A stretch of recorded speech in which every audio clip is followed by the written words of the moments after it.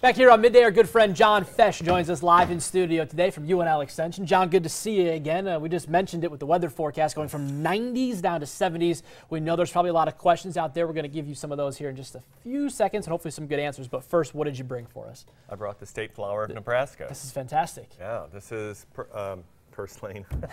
We're talking about that in a second. We're going to talk about that in a second. This is goldenrod. Okay. Actually, some other states have goldenrod as their state flower too, but you can't beat this as a tough perennial, blooms in the fall. It gets a few pest problems from year to year, a little bit of insect damage on it, but overall it's just a tough, sturdy plant that belongs in a sustainable landscape garden. It is beautiful, but we don't want this to pester us right now, so I'm going to get it out of the way while we continue the interview here. I have a few questions to get to today. Kit writes in, she wants to know how she can get rid of purslane. Purslane is best prevented rather than killed after it's there, after it's up and growing.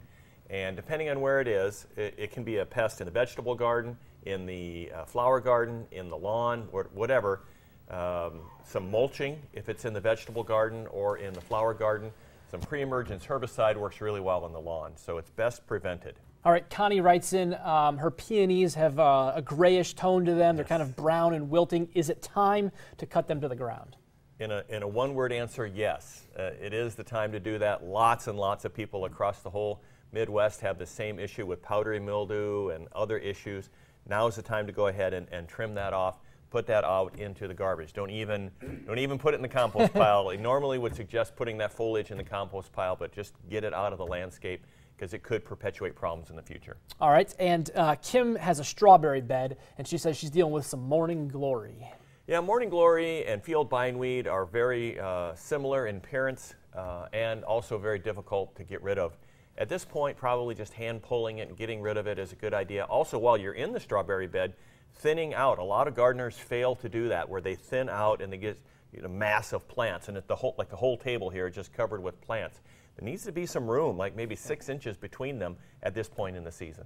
All right, one of my favorite coworkers here at Channel 6 submitted a picture for us. All right. And here's what happened. He said from seeds he grew miniature cucumbers, like you see there on the left, and miniature cantaloupes, as seen on the right. Now the two plants grew next to each other, and this is kind of what they're producing. Looks like a mixture of sorts.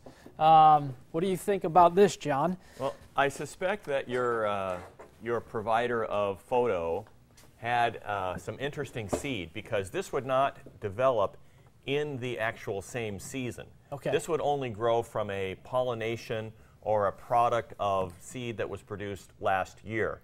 So this is a common thing where people will save seed, or seed will be introduced by birds or whatever, and you get really odd looking fruit from time to time. So it had to have been seed source, but within the cucurbit family, cucumbers and squash and all those types, you get some really interesting developments. All right, John, thanks a lot. As always, great insight to our viewers. Appreciate that.